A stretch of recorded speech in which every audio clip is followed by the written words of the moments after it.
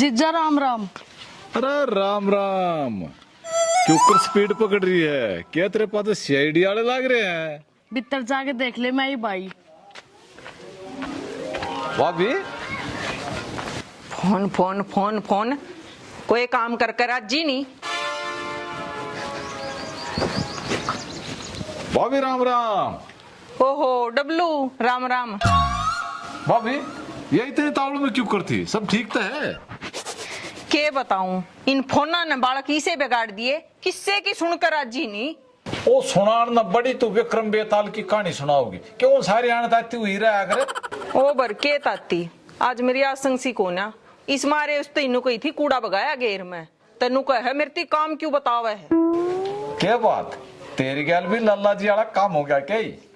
डट जा क्यों सोन का डस है, उसका तो काटड़ू सा मुश्किल सुड़ जाया से, तू मन्ना और उड़ जा दे। भाभी राम क्यों करे ऐसा किसी का? इस तो अच्छा आदमी ना ठा ले। ओ बर मेरे कुछ ना हो रहा, डांट ले अपनी जाल ने, क्यों मारे खरड़ पे छुआवस है।